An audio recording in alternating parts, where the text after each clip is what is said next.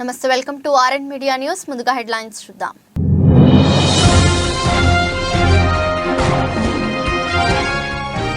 H1B visa fee భారీగా పెంపు. కొత్త ఫీజులు ఏప్రిల్ 1 నుంచి అమల్లోకి.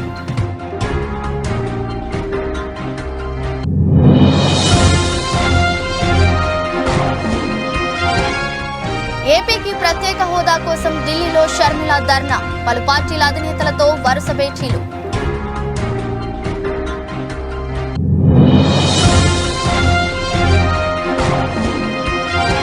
నన్ను ట్రోల్ చేసి నా జీవితాన్ని నాశనం చేసింది వీడే. కన్నీరు మున్నీరైన Barrelakka.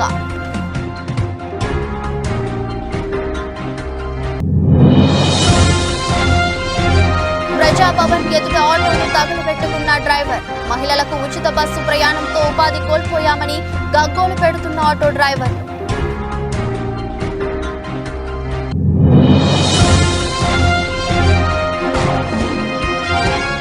Yashasvi half century. Lunch లోపే 100 కొట్టిన టీమిండియా.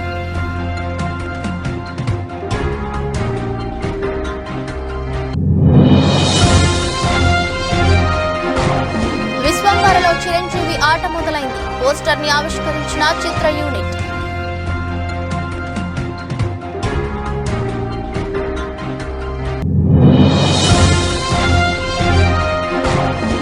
దూసుకుపోతున్న స్టాక్ మార్కెట్లు. 770 పాయింట్లు పెరిగిన సెన్సెక్స్.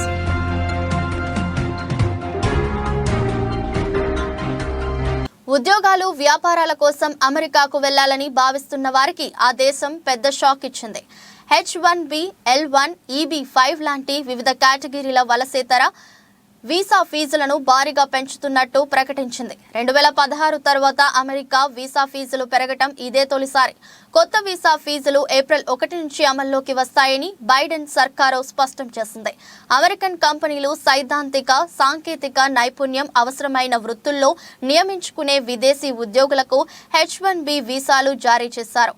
అమెరికాలోని టెక్ కంపెనీలు భారత్, చైనా లాంటి దేశాలకు చెందిన వేలాది వృత్తి నిపుణులను నియమించుకునేందుకు ప్రధానంగా H1B వీసాలపైనే ఆధారపడతాయి. ప్రస్తుతం $460 ఉన్న H1B వీసా అప్లికేషన్ ఫీజును ఏప్రిల్ 1 నుంచి $780 పెంచుతున్నట్టు అమెరికా వెల్లడించింది. అమెరికన్ బహుళ జాతి కంపెనీల్లోని విదేశీ ఉద్యోగుల అంతర్గత బదిలీకి వీలు కల్పించే L1 వీసా ఫీజును $460 నుంచి $1,385 విదేశీ పెట్టుబడిదారులకు ఇచ్చే EB5 వీసా ఫీజును $3,675 నుంచి $11,160 పెంచుతున్నట్టు బుధవారం విడుదల చేసిన ఫెడరల్ నోటిఫికేషన్ లో పేర్కొంది. H1B వీసా రిజిస్ట్రేషన్ ఫీజును కూడా $10 నుంచి $215 పెంచుతున్నట్టు బైడెన్ సర్కారు ప్రకటించినప్పటికీ అది వచ్చే ఏడాది నుంచి అమల్లోకి వస్తుందని తెలిపింది.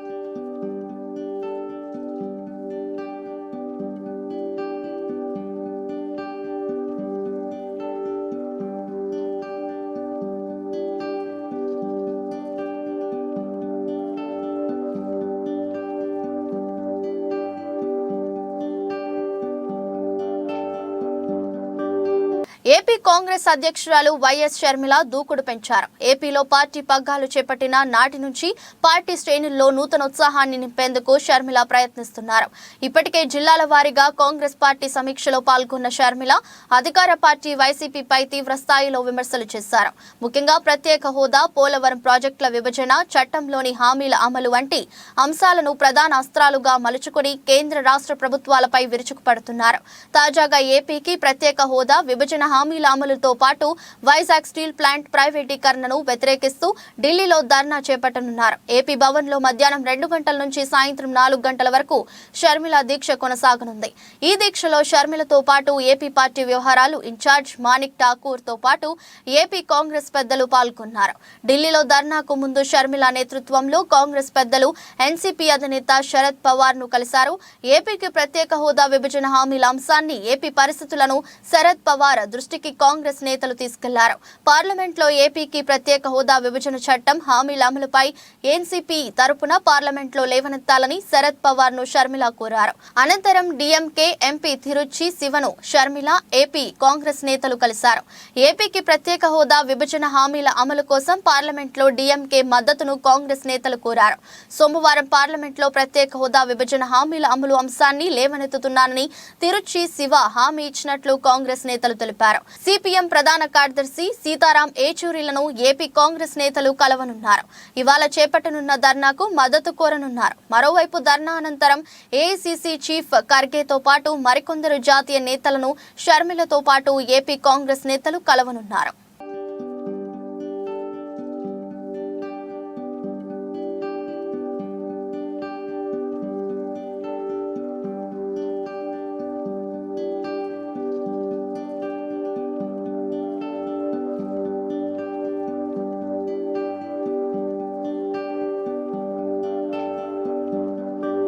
బర్రెలక్క కూడా సోషల్ మీడియా ట్రోల్స్ వల్ల ఇబ్బంది పడింది. తెలంగాణ అసెంబ్లీ ఎన్నికల సమయంలో బర్రెలక్క పేరు మారుమ్రోగింది. తెలంగాణ ఎన్నికల్లో పోటీ చేసింది బర్రెలక్క. అంతకుముందు ఆమె డిగ్రీ చేసి జాబ్ దొరక్క బర్రెలు కాసుకుంటున్నా అంటూ చేసిన వీడియో బాగా వైరల్ అయింది. దాంతో ఆమెకు బర్రెలక్క అనే పేరు వచ్చింది. ఫాలోయింగ్ కూడా విపరీతంగా పెరిగిపోయింది. సోషల్ మీడియా వల్ల ఎంత లాభం ఉందో అంతకు మించిన నష్టం కూడా ఉంది.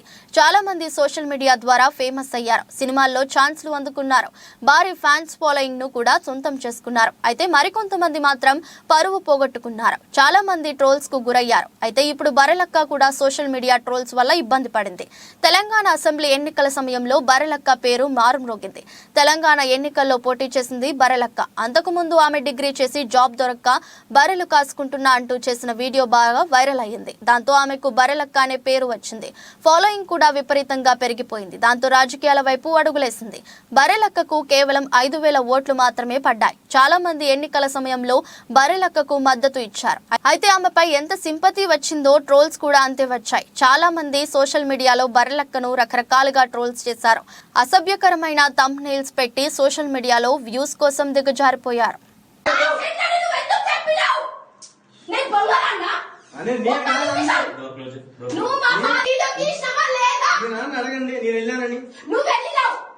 వీడియో చూపిరా, వీడియో చూపి చెంపకట్టి ఒక్కటి తట్టు. పోలీసులు అడుగురా, నేనేమంటున్నా, నేను వద్దనట్లే చెల్లె, తప్పు ఎవరిదైనా తప్పు. నేను అదే క్వశ్చన్ చేస్తున్నా.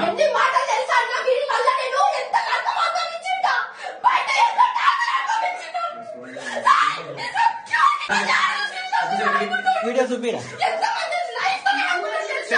ఒక్క నిమిషం.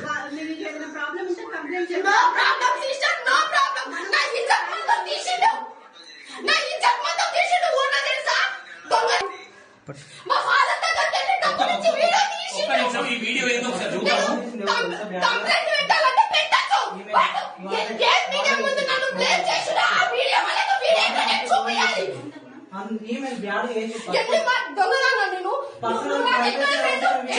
చేయండి.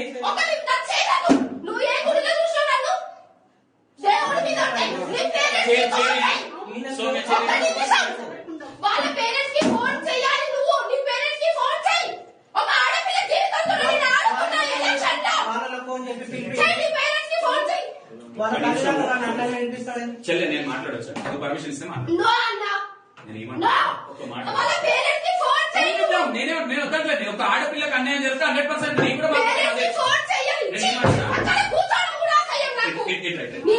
మహిళలకు ఉచిత బస్సు ప్రయాణంతో ఉపాధి కోల్పోయామని ఆటో డ్రైవర్లు గగ్గోలు పెడుతున్నా కాంగ్రెస్ ప్రభుత్వం నుంచి స్పందన రావడం లేదు. తమ బతుకులు రోడ్డున పడ్డాయని తమను ఆదుకోవాలని కోరినప్పటికీ స్పందన లేకపోవడంతో రాష్ట్ర వ్యాప్తంగా ఆటో డ్రైవర్లు ఆందోళనలు ఉధృతం చేస్తున్నారు.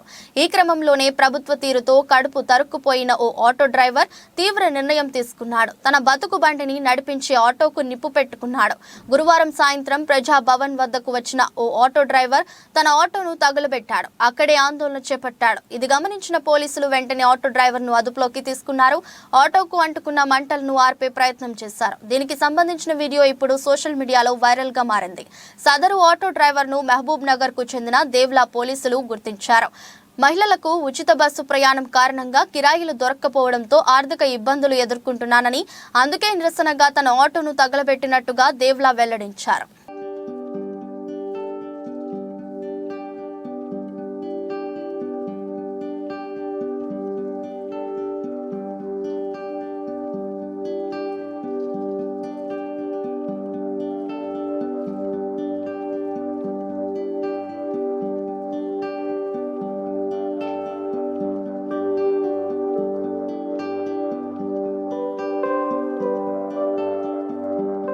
తెల్లాపూర్ మున్సిపాలిటీ పరిధి ప్రజా గాయకులు గద్దర్ విగ్రహ ఆవిష్కరణ సభను తెల్లాపూర్ కౌన్సిలర్ భరత్ ఆధ్వర్యంలో ఘనంగా జరిగింది.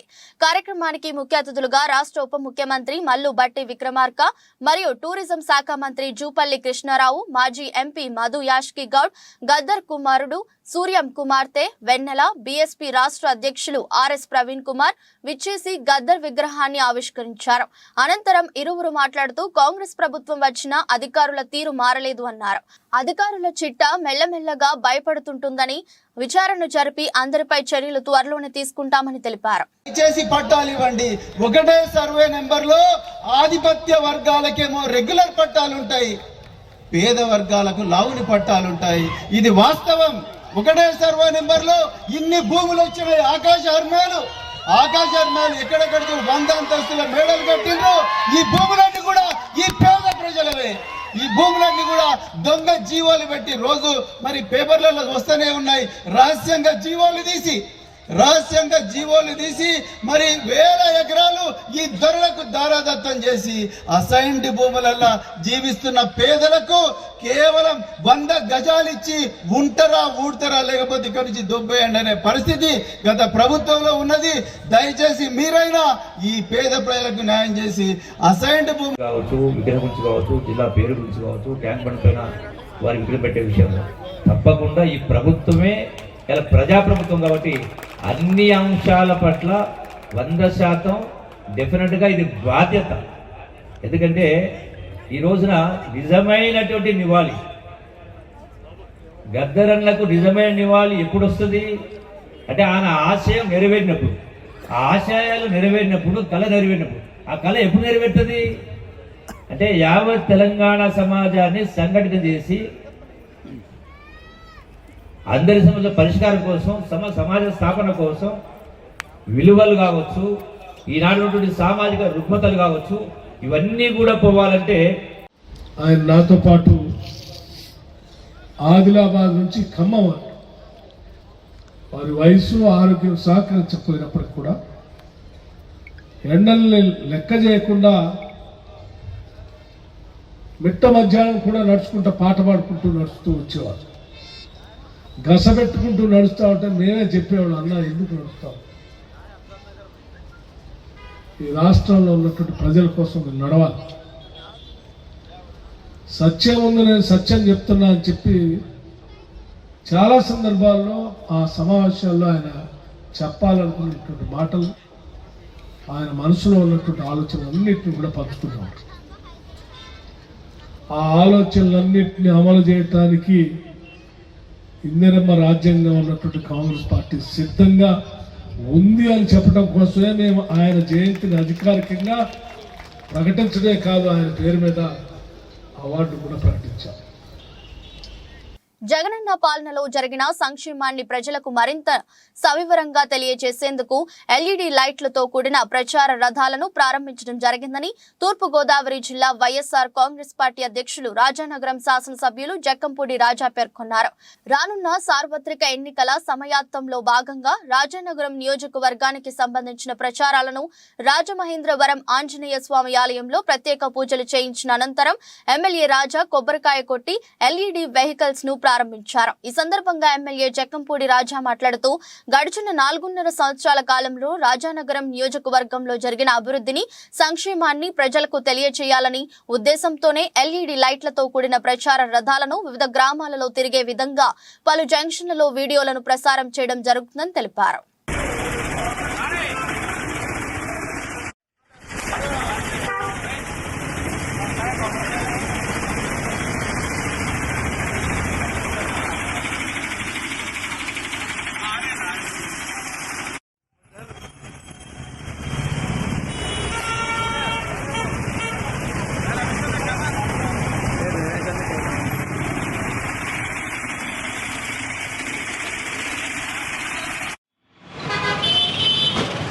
రాజానగరం నియోజకవర్గంలో జరిగినటువంటి గడిచిన 4.5 సంవత్సరాలుగా వైఎస్ఆర్ కాంగ్రెస్ పార్టీ పాలనలో అభివృద్ధి సంక్షేమ పథకాలని ఎన్నికలు సమీపిస్తూ ఉన్న తరుణంలో మరింత విస్తృతంగా ప్రజల్లోకి తీసుకుని వెళ్ళాలనేటువంటి ఉద్దేశంతో మరి ఎల్ఈడి వెహికల్స్ని పెట్టడం జరిగింది. వాటికి సంబంధించి ఆంజనేయ స్వామి వారి యొక్క అనుగ్రహంతో వారి యొక్క ఆశీస్సులు తీసుకుని వారి ఆలయం దగ్గర నుంచి ఈ యొక్క వాహనాలని ప్రజల్లోకి పంపించడం జరిగింది. జగన్మోహన్ రెడ్డి గారు ఏదైతే ఎక్కడ ఎప్పుడు ఎన్నడూ మనం విననిది చూడనిది ఇవాళ ఒక గొప్ప సంక్షేమ ప్రభుత్వ పాలన ఈ రాష్ట్రంలో అందిస్తూ ఉన్నారు. ఇవాళ అందుకు గాను ఆయనలోనే ఒక బలమైనటువంటి నమ్మకంతో విశ్వాసంతో ఖచ్చితంగా మనం ప్రజలకు మంచి చేశాం కాబట్టి ప్రజలు మనల్ని ఆశీర్వదిస్తారనేటువంటి నమ్మకంతో ఎన్నికలకి ఏదైతే వెళ్తూ ఉన్నామో ఇవాళ మేము కూడా అంతే ఆత్మవిశ్వాసంతో ప్రజల్లోకి వెళ్ళబోతూ ఉన్నాం. ఏదైతే సిద్ధం అనేటువంటి మాటని జగన్మోహన్ రెడ్డి గారు చెప్తా ఉన్నారు, మేము సైతం జగన్మోహన్ రెడ్డి గారితో పాటుగా ప్రజల్లోకి వెళ్ళడానికి ప్రజల ఆశీర్వాదాలు చూరగొనడానికి సిద్ధం. ఇవాళ ఏదైతే తెలుగుదేశం పార్టీ వాళ్ళు అవలంబిస్తూ ఉన్నటువంటి ఒక మోసపూరితమైనటువంటి కార్యక్రమాలని తిప్పికొట్టడానికి సిద్ధం. ఈ యొక్క కార్యక్రమాలని మరింత విస్తృతంగా తీసుకెళ్లడం కోసమే ఎల్ఈడి వెహికల్స్ని వేళ రాబోయేది మళ్లీ బీజేపీ ప్రభుత్వమేనని, పార్లమెంట్ ఎన్నికలలో 400 పైగా సీట్లు సాధించడం ఖాయమని, అందుకే వచ్చే పార్లమెంట్ ఎన్నికలలో బీఆర్ఎస్ కు ఓటేస్తే అది చెరువులో వేసినట్టేనని, టీఆర్ఎస్ నుండి బీఆర్ఎస్ ఏర్పడినప్పుడే తెలంగాణ ప్రజానికానికి బీఆర్ఎస్ పార్టీకి పేగుబంధం తెగిపోయిందని, అందుకే బీఆర్ఎస్ పార్టీకి ఓటు వేయొద్దని, గతి స్థుతి లేని పార్టీ కాంగ్రెస్ పార్టీ అని, కాళేశ్వరం అవినీతిపై సిబిఐ విచారణ చేపట్టి అందరినీ జైలుకు పంపిస్తామని సీఎం రేవంత్ అంటే, మంత్రి ఉత్తమ్ కుమార్ కాళేశ్వరం మొత్తం కాకుండా L&T కంపెనీ చేసిన మేడిగడ్డ ప్రాజెక్టుపై విచారణ చేపట్టాలి అనడం సిగ్గుచేటని బీజేపీ రాష్ట్ర కార్యదర్శి దుబ్బాక నియోజకవర్గం మాజీ ఎమ్మెల్యే రఘునందన్ రావు అన్నారు.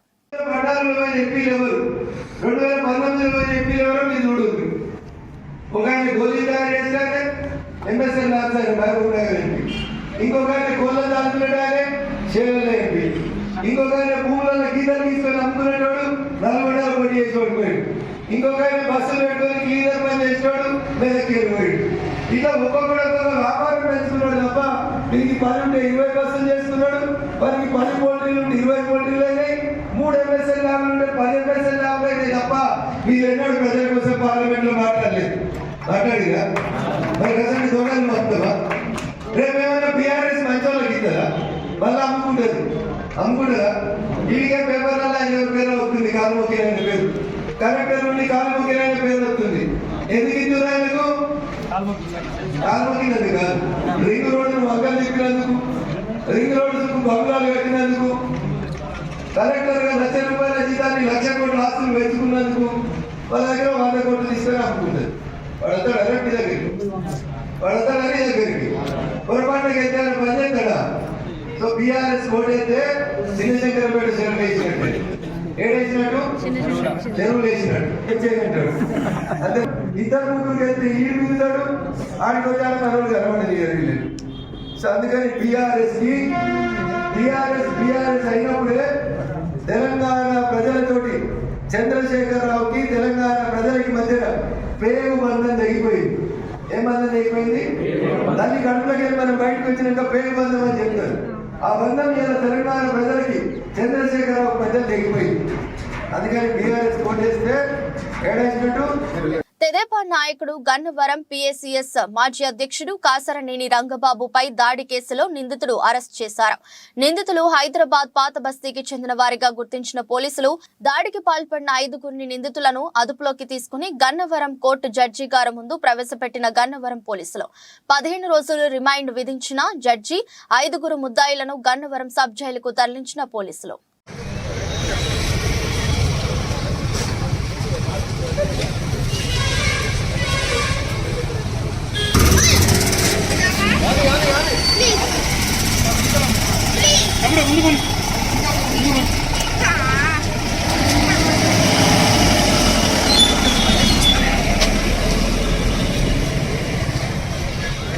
గూడూరు పరిసర ప్రాంతాలలో అనధికారికంగా వివిధ వాహనాల్లో తరలిస్తున్న 5,12,91,000 నగదును సీజ్ చేసిన పోలీసులు చిల్లకూరు జాతీయ రహదారిపై గూడూరు పట్టణం మరియు గూడూరు రూరల్ ప్రాంతాల్లో జరిపిన తనిఖీల్లో సరైన పత్రాలు లేని నగదును సీజ్ చేసిన పోలీసులు విజయవాడ నుండి చెన్నై వైపు తరలిస్తుండగా అదుపులోకి తీసుకున్న పోలీసులు మీడియా సమావేశంలో వివరాలు వెల్లడించిన డీఎస్పీ సూర్యనారాయణ రెడ్డి.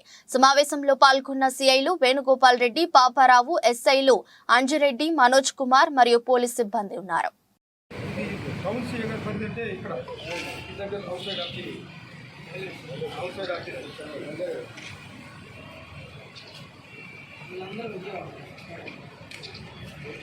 విజయవాడలో ఒకరెక్కాడు, రాజమండ్రి కూడా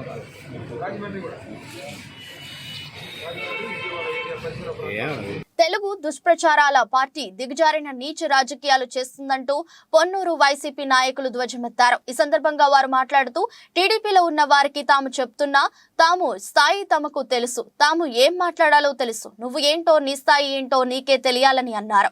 తాను మాట్లాడేది నీ వెనకాల ఉండి మాట్లాడించిన నరేంద్ర నీకే నా ప్రశ్నలు మయూరి అబ్దుల్లాతో మాట్లాడించావు. చేతికి అందిన కొడుకు చనిపోతే ఆ బాధ ఎలా ఉంటుందో అందరికీ తెలుసు. ఆయనకి ధైర్యం చెప్పిన సందర్భాలు ఉన్నాయి. ఎమ్మెల్యే మరియు పార్టీ నాయకులు అందరూ కలిసి వారి కొడుకు చనిపోయినప్పుడు పరామర్శించడం జరిగింది. ఆయన స్థాయిలో చేయగలిగిన సాయం వారు చేశారని తెలిపారు. మైనార్టీకి సంబంధించిన వార్డులు అయితేనేమి, మైనార్టీకి సంబంధించిన కాలనీలు అయితేనేమి, మండలాలు అయితేనేమి మేము అభివృద్ధి చేశాం.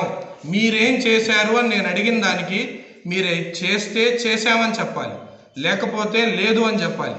అసలు వాస్తవం పక్కన పెట్టి వ్యక్తిగత దూషణాలకి దిగటం జరిగింది.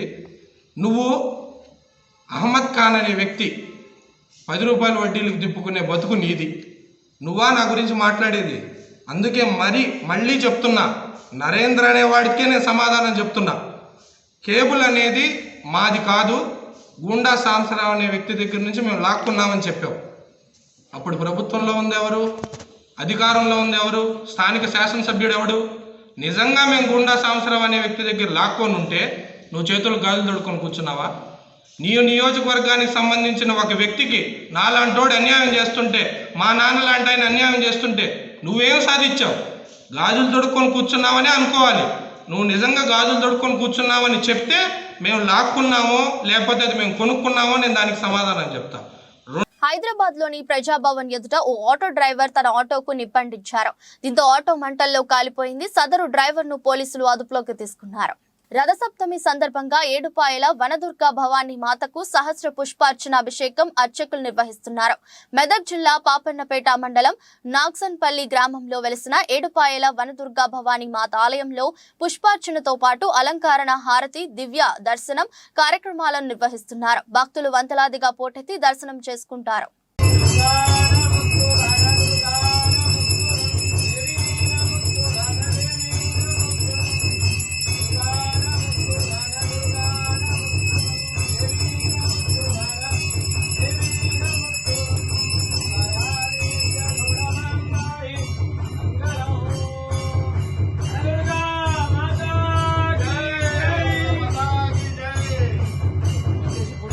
ఉప్పల్ టెస్టులో హాఫ్ సెంచరీతో చెలరేగిన ఓపెనర్ యశస్వి జైస్వాల్ విశాఖపట్నం టెస్టులోనూ అర్ధశతకం సాధించాడు. ఇంగ్లాండ్ యువ స్పిన్నర్ గా యోషోబ్ బషీర్ బౌలింగ్ లో యశస్వి వరుసగా 6 4లు కొట్టి హాఫ్ సెంచరీ పూర్తి చేసుకున్నాడు. యశస్వి 89 బంతుల్లో 6 4లు, 1 సిక్సర్ తో వరుసగా రెండో 50 నమోదు చేశాడు. అండర్సన్ బౌలింగ్ లో శ్రేయస్ అయ్యర్ 4తో జట్టు స్కోర్ 100 దాటించాడు. దాంతో టీమిండియా లంచ్ సమయానికి 2 వికెట్ల నష్టానికి 103 రన్స్ కొట్టింది.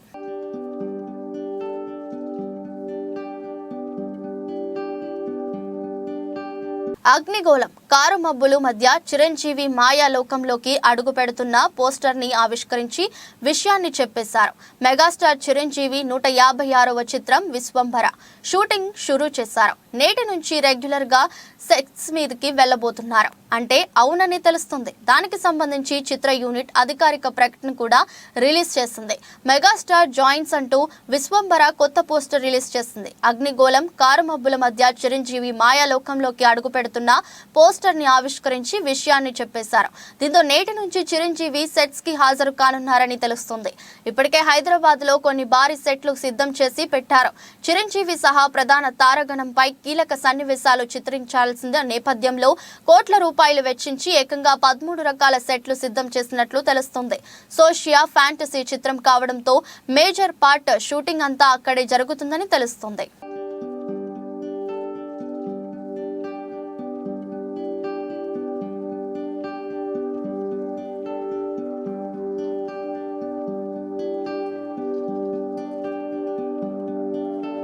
నిన్న నష్టాల్లో ముగిసిన దేశీయ స్టాక్ మార్కెట్లు ఈ రోజు దూసుకుపోతున్నాయి. ఈ ఉదయం లాభాల్లో ప్రారంభమైన మార్కెట్లు భారీ లాభాల్లో ట్రేడ్ అవుతున్నాయి. సెన్సెక్స్ 770 పాయింట్ల లాభంతో 72,415 వద్ద కొనసాగుతుంది. నిఫ్టీ 238 పాయింట్ల పెరిగి 21,935 వద్ద కొనసాగుతుంది. అన్ని సూచీలు లాభాల్లోనే ఉన్నాయి. Infra, oil and gas, energy, reality సూచీలు 2% పైగా లాభాల్లో కొనసాగుతున్నాయి. బిఎస్ఈ సెన్సెక్స్ లో మారుతి, టైటాన్, హిందుస్థాన్ యూనిలివర్ మినహా అన్ని స్టాకులు లాభాల్లో ఉన్నాయి. పవర్ గ్రిడ్ కార్పొరేషన్, ఇన్ఫోసిస్ షేర్లు 2% పైగా, tech Mahindra, ICICI bank, TCS, Tata steel కంపెనీల షేర్లు 1.5% పైగా లాభాలను నమోదు చేశాయి. అమెరికా మార్కెట్లు లాభాలతో ముగియడం, ఆసియా పసిఫిక్ ప్రధాన మార్కెట్లు సానుకూలంగా ట్రేడ్ అవుతుండటం మన ఇన్వెస్టర్ల సెంటిమెంట్ ను బలపరిచింది. దీంతో మదుపరులు కొనుగోళ్లకు మెగ్గు చూపుతున్నారు.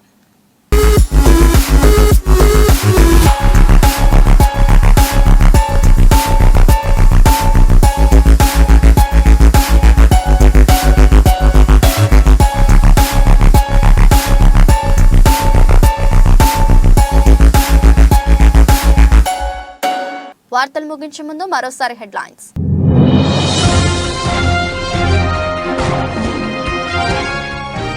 H1B వీసా ఫీజు భారీగా పెంపు. కొత్త ఫీజులు ఏప్రిల్ 1 నుంచి అమల్లోకి.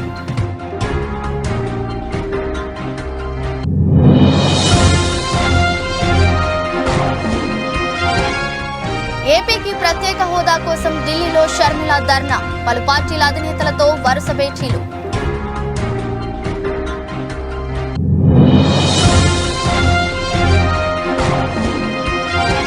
నన్ను ట్రోల్ చేసి నా జీవితాన్ని నాశనం చేసింది వీడే. కన్నీరు మున్నీరైన బర్రెలక్క.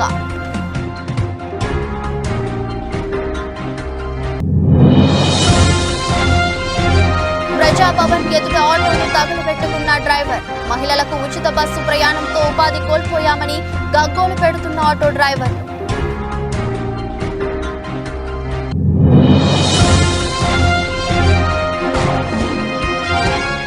Yashasvi half century.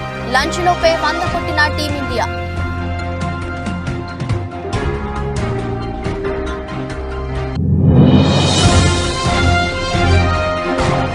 విశ్వంబరలో చిరంజీవి ఆట మొదలైంది. పోస్టర్ ని ఆవిష్కరించిన చిత్ర యూనిట్.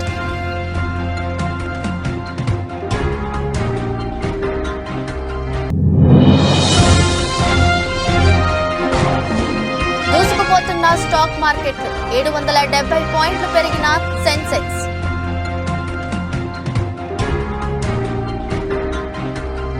ఇది రోజు బులెటిన్. మరో బులెటిన్లో మళ్ళీ కలుద్దాం. అంతవరకు సెలవు. నమస్కారం.